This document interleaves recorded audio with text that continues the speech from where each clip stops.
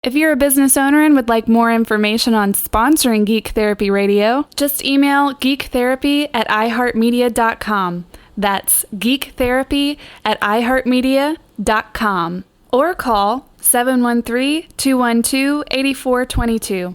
That's 713-212-8422. And with that, meeting adjourned. Let's get our geek on. High tech, low tech, or no tech. Through our hobbies and our passions, the geek comes out in us all. The world's of geekdom. I am a geek and I'm proud of it. Geeks. Geeks unite. Well, let's get those nerds! Nerds! No! Did you just call me a nerd? Not all geeks are nerds. Yeah. This is Geek Therapy Radio. What are we waiting for? And now your mental curator, Johnny Hamburger. Hello, my geeks.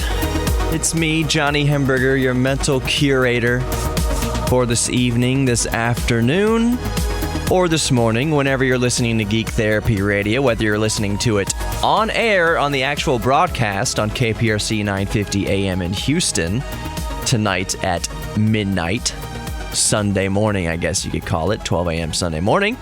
But you're probably listening to the podcast. If I was going to throw a dart at a virtual dartboard, it would probably land in a big area that says, you're listening on the podcast. So welcome in. Yeah, this week. What can I say about this week? We all know what happened this week, and I mean, I'm going to touch on it a little bit. I won't go into details of what happened. If you're listening to the podcast at some point in the future, you can go back and see what happened Valentine's Day 2018, February 14th, 2018, here in the United States. Something that's become seemingly routine in our country. Yeah, so when something like this happens, it takes me out of it. Wednesdays is usually when I'm doing, I'm ramping up the show prep for each week's show, for each week's Geek Therapy Radio. I'm kind of going over emails, I'm kind of perusing social media and other websites, seeing what are people talking about, what do people want to know about. Like I said, sometimes listeners email me, listeners to the podcast, listeners to the broadcast, either or, just emailing me what they're into. But Wednesday, I was in the middle of all that, and I work at a news station, 12 to 8 p.m., Monday through Friday. I work over at 740 KTRH, our sister station, News Radio 740 KTRH, and needless to say, the events had distracted me. And by distracted, I don't mean that I wasn't able to do my job or anything like that, because like I said, we've been through all this before. We here in the media have been through this before. There's a protocol, unfortunately, for how to handle it, but there's no protocol emotionally, how we each process these events. So while I was in the middle of my show prep, it took it out of me. It just makes me think, why what I'm doing right now isn't important. Whatever little topic I'm researching, whatever geeky thing I'm researching isn't important right now in this moment. But then I remind myself and I remember the geeky things I'm studying and the hobbies that I am spotlighting are critical after events like transpired this week, February 14th, 2018. It is critical that we process, we grieve for those lost, those affected, that we, spend due diligence discussing how to remedy that situation going further to hopefully prevent these situations from occurring, or let's just be real honest, at best, reduce these instances from occurring. But it's important that we focus on our geek things after that. Events like this make you think, make you realize that all you really have right now, all you really have in this world, because you can be gone tomorrow. All you really have in order of importance is your family, your friends, yourself, and your hobbies and passions. And those last things, your hobbies and passions, that's what keeps us sane. That's what brings us back down to earth. And that's what really brings us joy. Our family brings us joy. Our friends bring us joy. Actually, that's not entirely 100% true. The people we love can and do hurt us sometimes. That is the truth. But what's the common thread through it? What do you go back to get you through those tough times? What do you go back to restore the joy in your life, or at least distract you in a healthy way from the pain? That's our hobbies. That's our passions. That's our interests.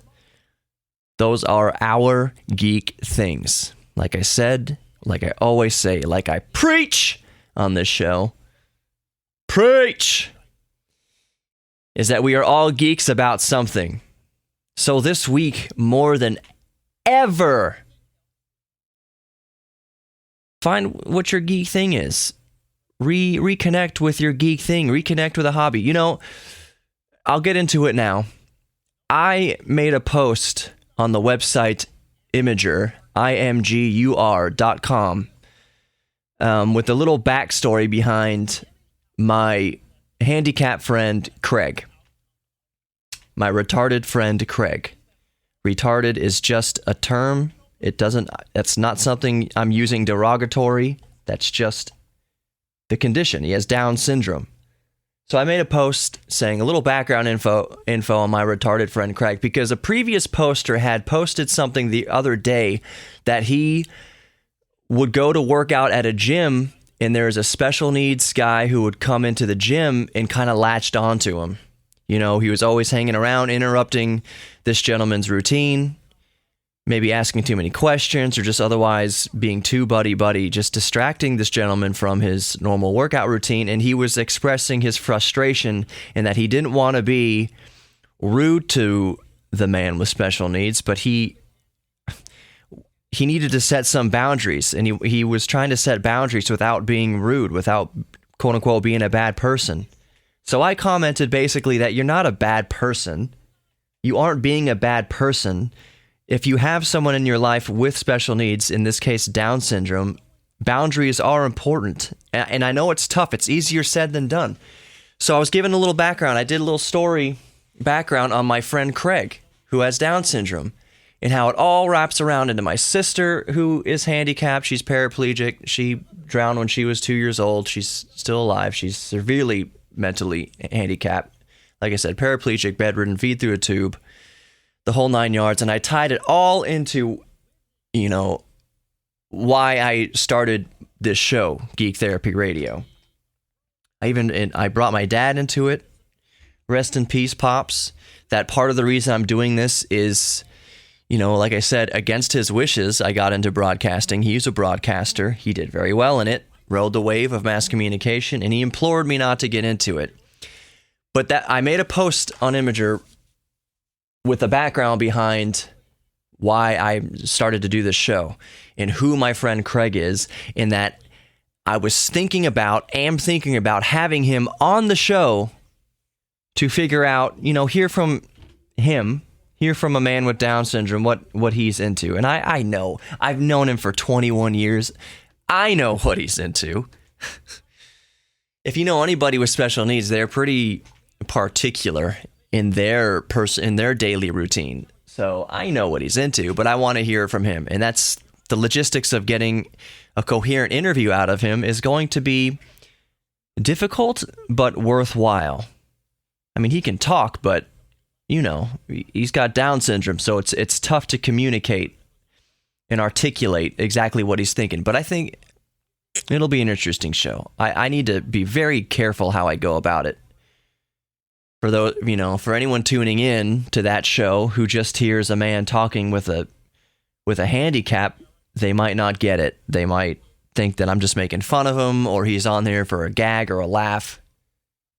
So I'm going to do it once for one segment, see how it goes. And if people respond nicely on the whole, in general, then that might be sort of a reoccurring theme on the show. Having people on from all walks of life who you wouldn't normally hear on the radio, who you might not even hear on a podcast. Most podcasts, I'm sure there are podcasts that do highlight and spotlight special needs people, children and adults. But yeah, so I did a post. I posted that on Imgur, background behind my retarded friend Craig, and it blew up. It went viral. As it stands right now when I'm recording, it's 250,000 views, like 12,000 or 13,000 upvotes, and that's massive. Sarah reached out to me, at Sarah. She basically runs Imgur. Imgur is one of the biggest websites on the planet Earth. And she reached out to me after that post. I am working on getting her on the show. That will be a very interesting interview. And one of the things she told me was, it is unprecedented that a post that is mostly just text, because I wrote a lot. It was a long post. It wasn't just a picture. It was a long post. It took maybe 5 minutes to read through, which is pretty long for a site that propagates viral pictures. So Sarah told me, at Sarah told me on Imgur, she said that it's unprecedented that a post like that go viral. Go so viral. Go popularity, most viral, by popularity, #1 post of that day. So I know I have a lot of you new listeners from Imgur, and I very much appreciate that. And I hope I can live up to your expectations. I have a whole catalog of back shows. This show, Geek Therapy Radio, might not be what you're used to listening to. My boss says that I'm very relaxed on the show.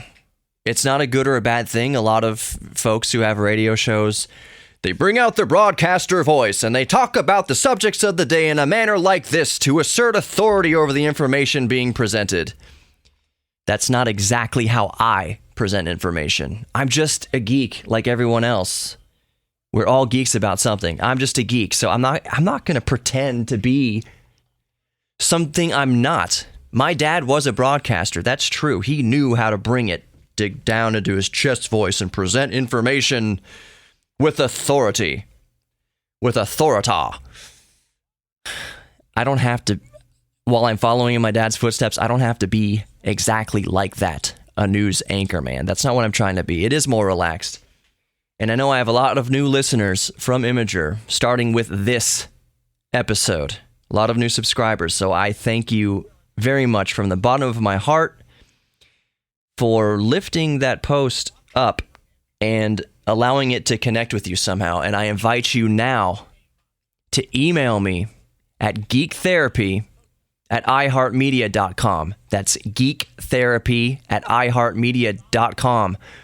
Or go to my Facebook page, Geek Therapy Radio on Facebook, or Geek Therapy Radio on Instagram, or Geek Therapy on YouTube, or geektherapyradio.com, www.geektherapyradio.com. There's all sorts of ways to contact me and connect with me. Let me know what your geek thing is so I can tackle it on this show. Check in with me. How are you doing? The show is supposed to help each other. We're supposed to look out for each other and nurture each other's hobbies and interests and passions, because that's how we get through tragedies like transpired this week. This is how we do it. We love each other and we nurture each other and we celebrate our geek things. That's what makes us human. Not politics, not tragedy, but our joys, our interests, our love. And that's what this show is about. So get at me. All those, rewind a few seconds. All those ways I told you to get to me. Geek Therapy Radio on Facebook, Instagram, YouTube, www.geektherapyradio.com.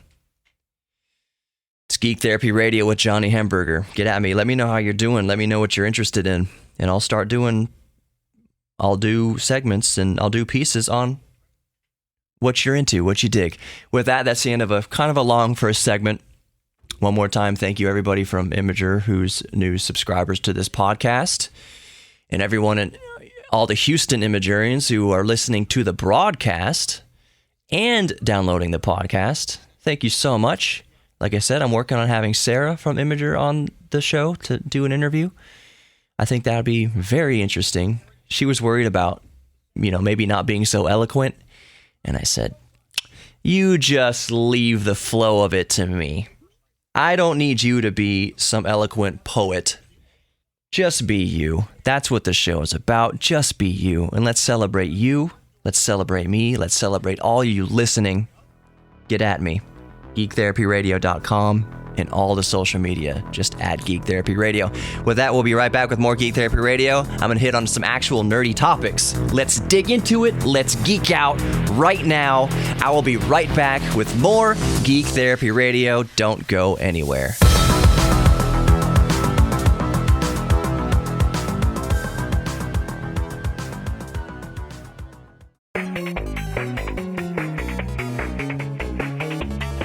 You're listening to Geek Therapy Radio.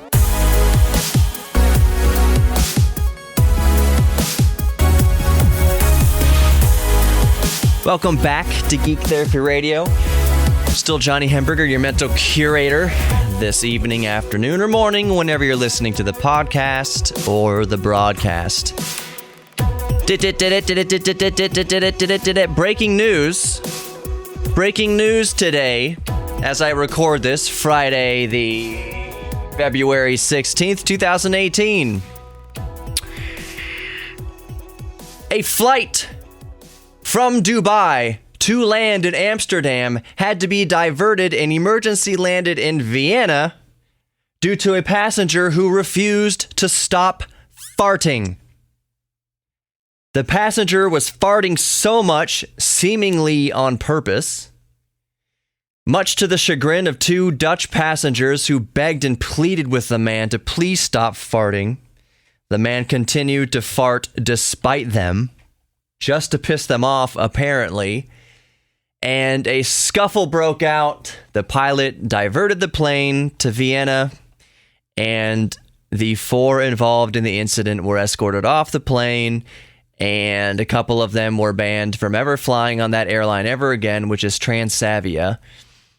It's flight HV6902 that made this emergency landing due to a man's loud and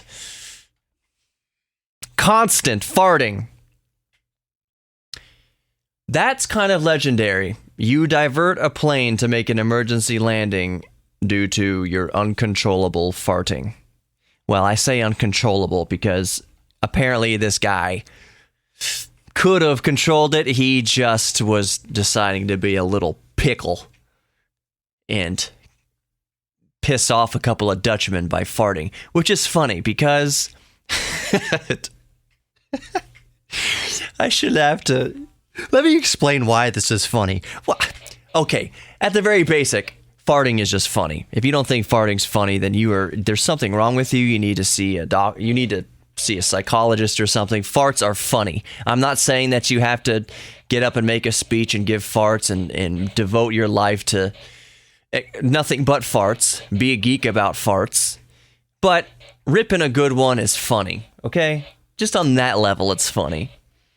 But I was getting at really why this story is funny in a different way, apart from just a fart being funny because it sounds funny and it smells bad.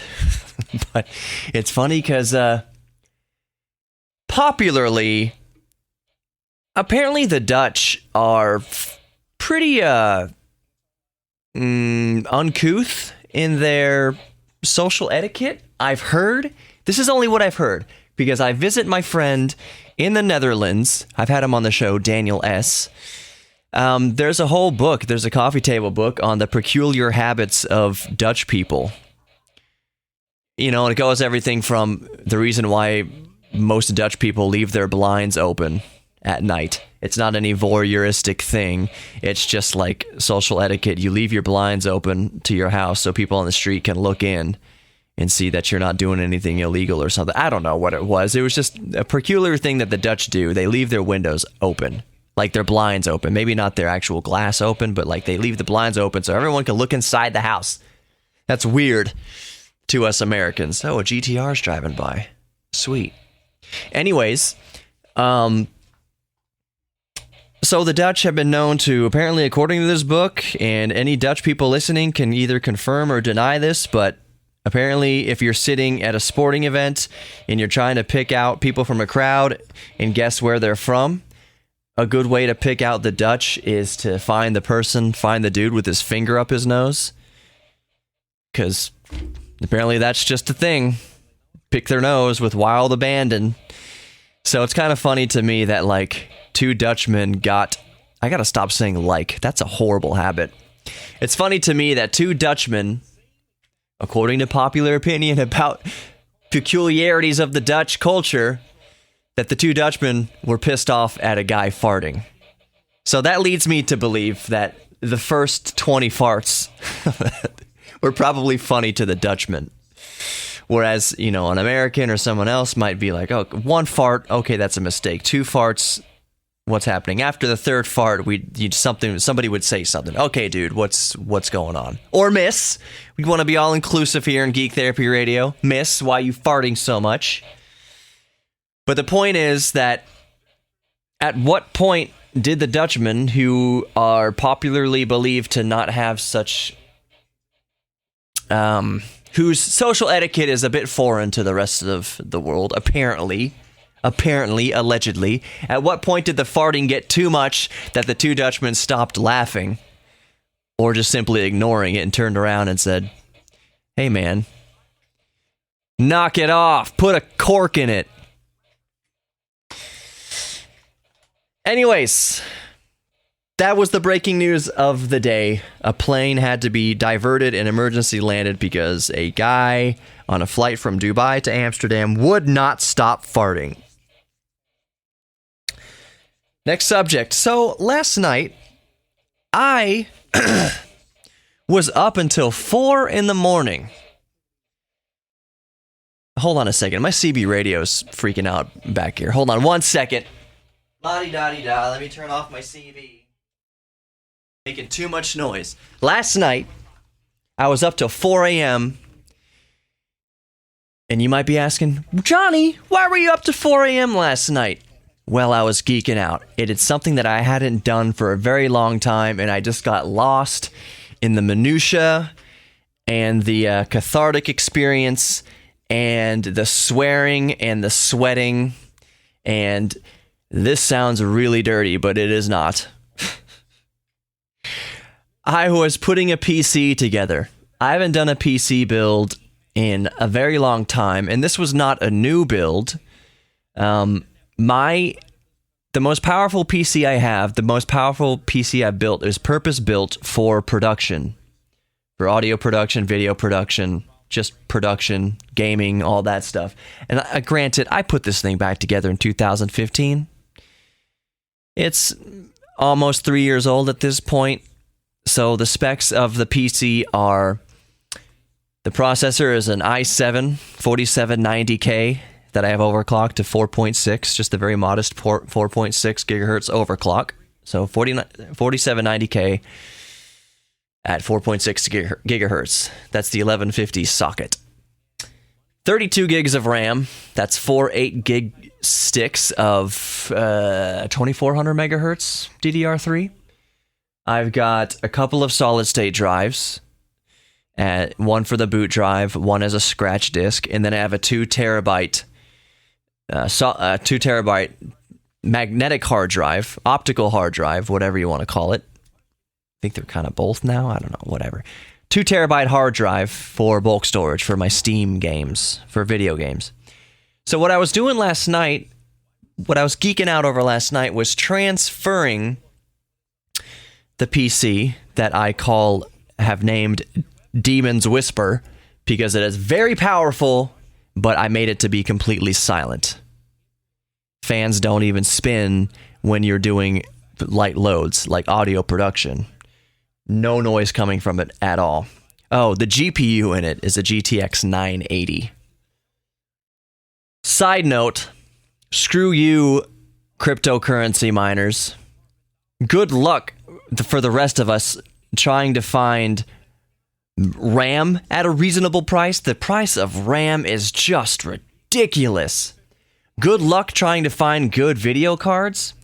Go ahead, go on Micro Center right now or Best Buy and see if anyone around you has a GTX 1070 or above, even a GTX 1060 or above. I went on Micro Center last night, I wasn't going to buy one, but I was looking at GTX 1080s. They are nowhere to be found.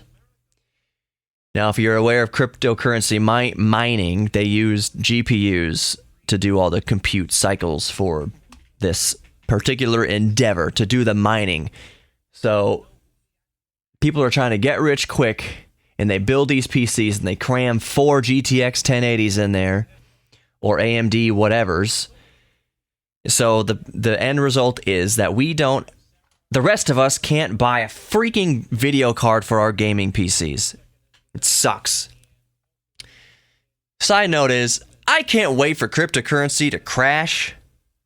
It's probably not going to crash completely, but I can't wait for the bubble to burst. So then the market is just flooded with used GTX 1080s on the cheap. Basically, these miners, having lost everything, are just going to be liquidating the GPUs and system memory that they've been chewing up, It pisses me off. Doesn't it piss you off a little bit? Unless you're a cryptocurrency miner, unless you're a Bitcoin miner. Gosh, the rest of us. Screw you, buddy. Let us have our GPUs back. It actually is frustrating. It actually does piss me off. But anyway, so the system, I was swapping out of the case, the silent PC case, and I was putting into an HT PC enclosure. That's a home theater PC enclosure. And the only difference is that an HT PC enclosure is built to, so you can put your computer in your living room without it looking like there's a computer in your living room. You know what I'm talking about. So I was putting into an HT PC that just looks like a big DVD player. That just looks like a big Blu-ray player. It's unobtrusive. It's just this like black rectangle that goes underneath the TV in your media cabinet. And no one, who would be none the wiser would know that it's an actual PC. And the reason why I put all my parts from my Demon's Whisper into the HT PC case is because I just got an Oculus Rift. I finally broke into VR.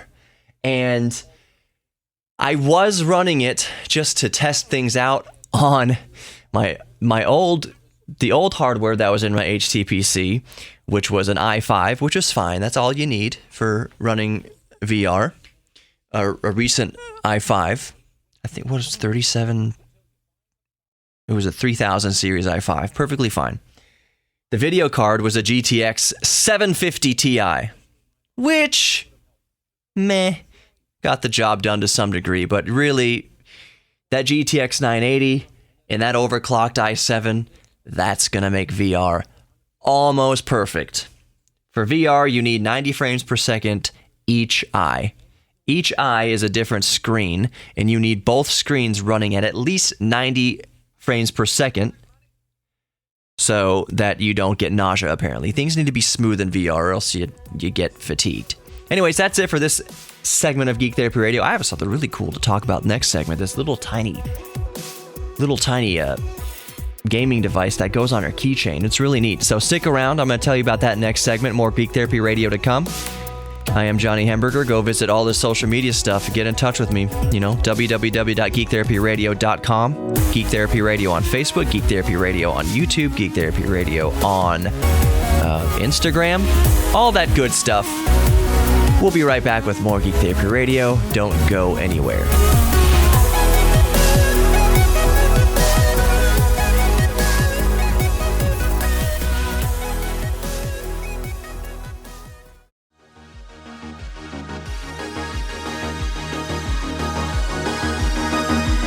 You're listening to Geek Therapy Radio, and geeks are sexy. Welcome back to Geek Therapy Radio. Still Johnny Hemberger. Still says so on my underpants. And I am your mental curator for this evening, afternoon, or this morning, whenever you're listening to the podcast or listening to the broadcast. I told you in the last segment that I actually had something really neat to talk about. It's really neat to me. I'm sure it might be pretty neat to a lot of, the rest of you out there. But,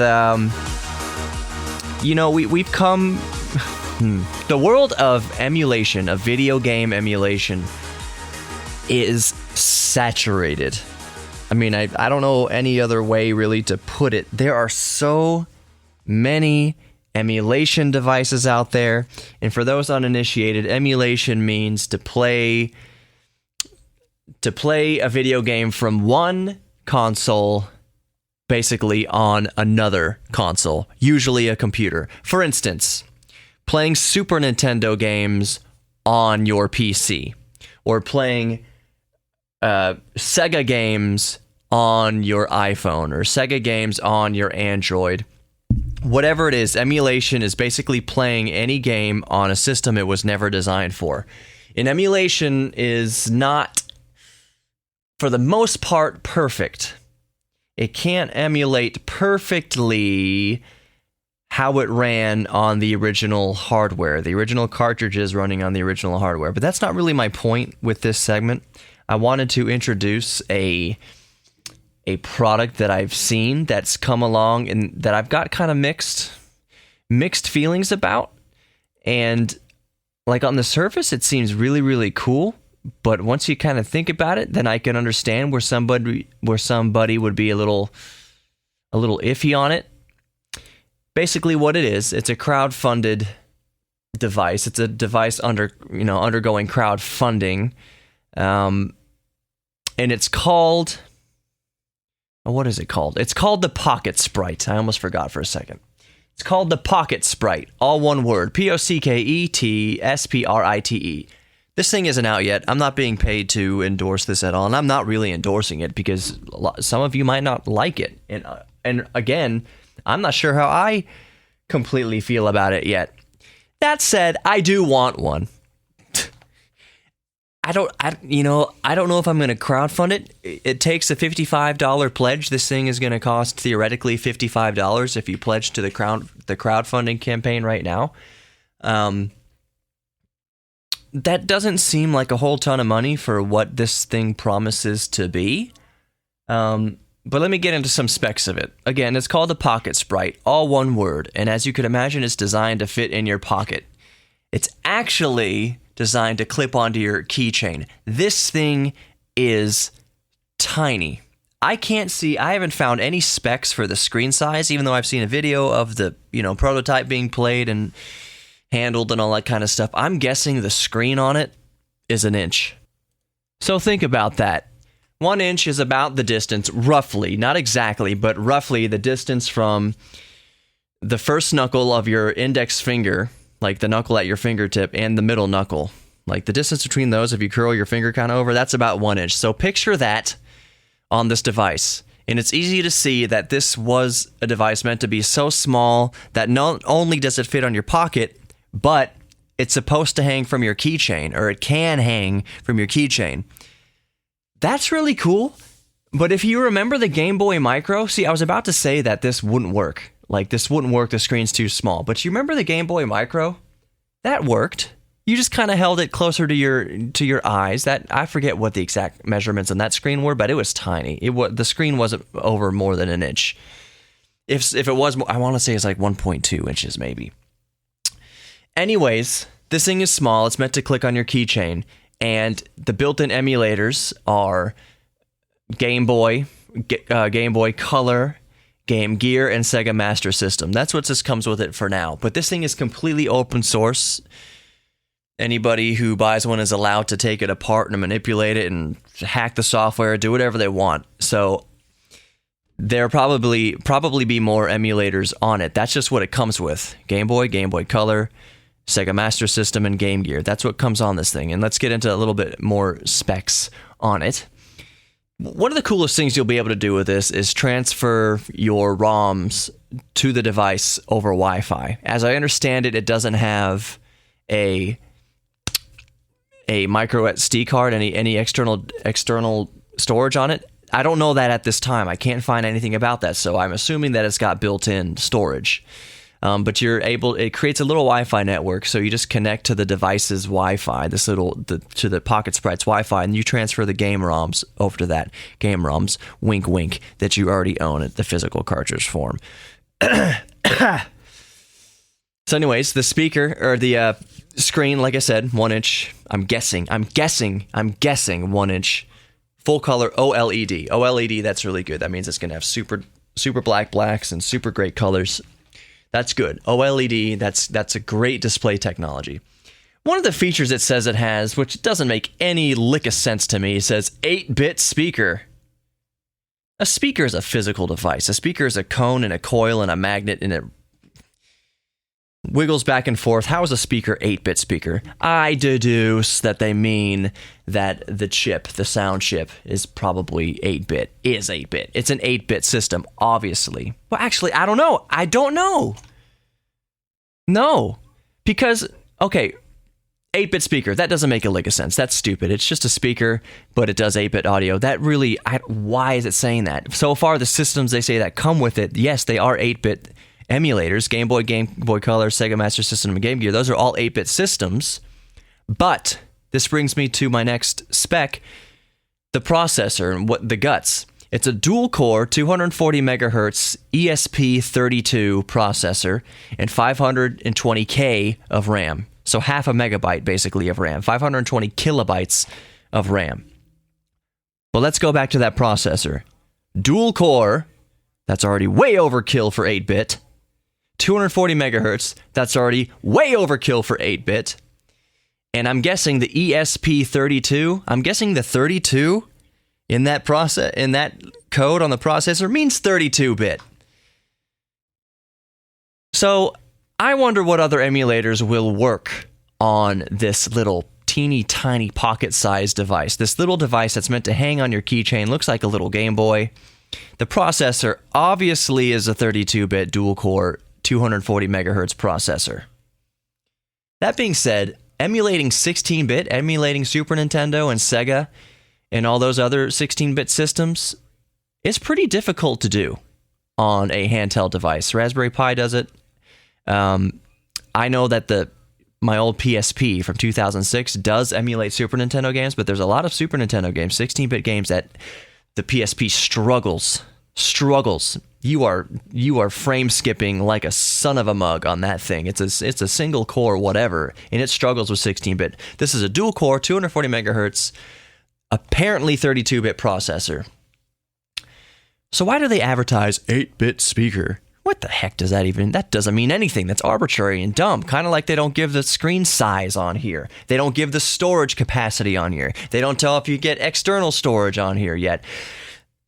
That all goes to say that that's why I struggle to part with $55 for this. I need more specs on it before... I'm happy to crowdfund this thing. I crowdfund GPD.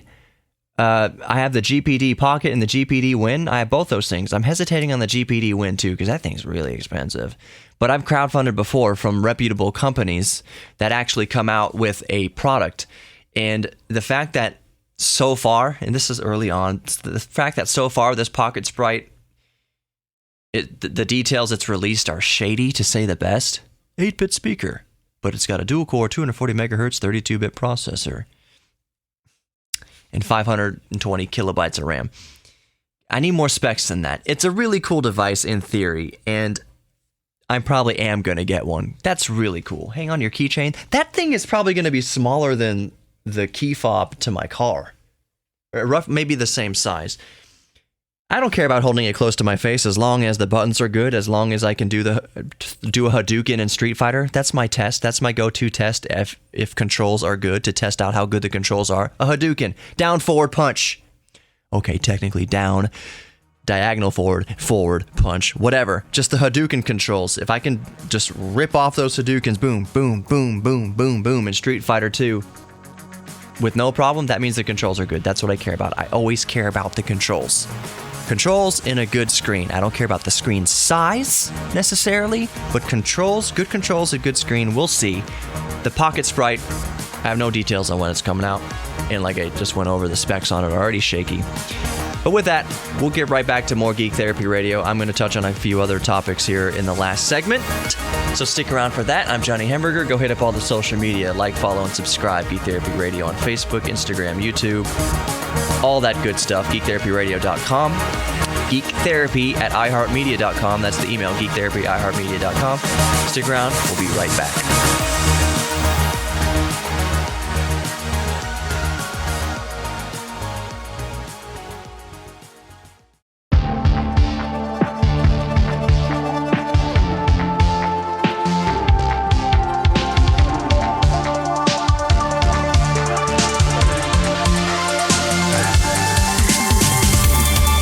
You're listening to Geek Therapy Radio. Welcome back to Geek Therapy Radio. A quick segment to wrap up the week. Yeah, I'm Johnny Hamburger, your mental curator. And there's just a couple quick things I want to talk about before I leave you today. First, back to computers a little bit. AMD has released their new, they're not APUs. They don't call them APUs anymore, but their new Ryzen chips, their new Ryzen CPUs with integrated graphics. If you remember, the first release of the Ryzen series, Ryzen 3, 5, and 7, you absolutely needed a dedicated GPU in your system if you wanted to see what you're doing, if you wanted to hook up a monitor. Whereas Intel has, for the most part, on their mainstream chips, have integrated graphics. So now AMD's finally released their new chips with integrated graphics. The Ryzen 3 2200G, G probably stands for graphics, and the Ryzen 5 2400G. Both have integrated Radeon cores. Did I say that wrong? Are they Radeon? Sorry, it's not Radeon cores. What am I talking about? It's not Radeon cores. They're Vega cores. The new graphics from AMD is called Vega. So, the Ryzen 3 has 8 Vega cores, and the Ryzen 5 has 11 Vega cores. Now, what you're wondering is, how does this stack up to NVIDIA or to Intel's integrated graphics? Well, it's better. AMD's integrated graphics on the Ryzen 5 2400G and Ryzen 3 2200G is way better in performance than Intel's integrated offerings. Now, does that mean you can game on it? Does that mean you can go out and buy one thing, one chip, pop it in your system, you don't need a video card, and then you can game on it? Well, it depends on your definition of gaming. If you want to play Rocket League at a buttery smooth 60 frames per second and you're willing to play it at 720p, sure, you can game on it. If you're willing to reduce the settings of your games, reduce the resolution and reduce the visual eye candy, sure, you can game on it. But if you want to have a great gaming experience, get all the eye candy, crank up the settings, crank up the resolution, you still need to buy a dedicated GPU with this chip. With the Ryzen 5 2400G and the Ryzen 3 2200G. Okay, let's get off that. Maybe a lot of you aren't super duper into PCs. Another interesting story that's come across my desk, and by my desk I just mean my eyeballs and my screen. Uber drivers. We've all taken Uber. You've taken Uber to the bar. You've taken Uber, more importantly, home from the bar. Anyways, Uber drivers now must rest for at least 6 hours after driving 12 hours. And I didn't really think about that there could be Uber drivers out there just driving 24/7. You know, getting those rides, getting that money, getting those tips 24/7, doing a bump of coke, right back on the road 24/7. I know that's me being pretty crass, and I'm not saying Uber drivers actually do coke, but let's get real. You know that some of them are, and when your boss is an app when you can't see your boss face to face. What kind of... I know they do some background checks on Uber drivers, but honestly, I don't know. To my knowledge, do they do do they do drug tests? Probably not. But so this is a good rule. And the way Uber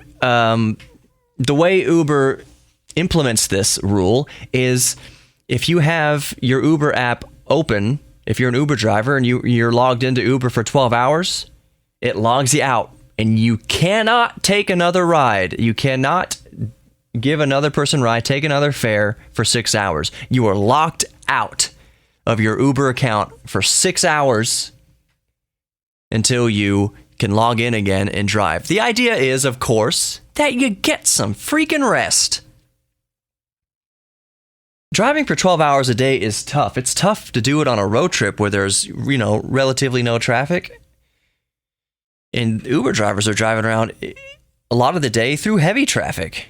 And just not even heavy traffic, but it requires a whole lot of attention. It's a lot of fatigue on the mind to drive the way Uber drivers do for 12 hours a day. And here's a little tip for Uber drivers out there. Every time you don't use your turn signal, I take $1 off your tip. How about that? Just use it. Every time you do use a signal, I'll probably add $1 to it. And I'm a very generous tipper, so just drive safely. With me in the car, especially me and any loved ones in the car, especially, please drive safely. So Uber drivers need to take 6-hour breaks after driving for 12 hours. That's a good idea, good implementation. Maybe one last thing, European Parliament is trying to get rid of daylight savings time, saying it's a World War I efficiency thing that is just outdated in today's world. I'd agree. Daylight savings time is stupid. We don't need it anymore. On next week's show, I am going to have Sam Battle. He has the YouTube channel, Look Mum, No Computer, and he's a geek and he has a soldering iron. He does all sorts of crazy things with synthesizers. He just put up a video of him playing a synthesizer made out of Furbies. Just a choir of Furbies that he's controlling with a piano keyboard. It's creepy, it's amazing, and his channel is growing, and I'm going to have him on the show. He's from the UK. That's going to be great, so tune into Geek Therapy Radio next week for that. I love you all. Be good to each other, my geeks. We just went through a terrible week. So hug your family, hug your friends, hug your loved ones, hug yourself. Indulge in your geek thing. I was talking to somebody, again, off Imgur the other day, who said, oddly enough, he used to be into Legos when he was a kid, and now as an adult, he pauses at the Lego aisle, and he always talks himself out of buying a set of Legos. And I said, dude, you're a grown-ass man. Buy Legos and then play with Legos for 5 to 10 minutes. Just see if it sparks something in you. So that's my encouragement to you all this week. If you can afford it and you see some toy there at the supermarket, whatever, just get it. Indulge a little bit in your geekiness. I saw little toy helicopters that I was interested in at Kroger. I didn't wind up buying it, but in a different mood I would have, just to be a kid at heart again. So I encourage all of you to be kids at heart, at least for 5 to 10 minutes this week. Life gets us down so much tragedy. Our work grinds us down. Try to be a kid again for 5 to 10 minutes. Don't crap your pants. But, play a video game or do a puzzle. Play Scrabble. Play Tetris. Do a painting. Write a song. Play a guitar. Do whatever. Get under the hood of your car and change the oil if that brings you some therapy. Some geek therapy. That's it, my geeks. Thank you again for a great show. One more time, shout out to all my new Imgur subscribers. That was great. Thank you for the viral post the other day. I'm Johnny Hamburger. I was your mental curator. Tune in next week for more Geek Therapy Radio. Remember to like, follow, and subscribe to Geek Therapy Radio on Facebook, Instagram, and YouTube.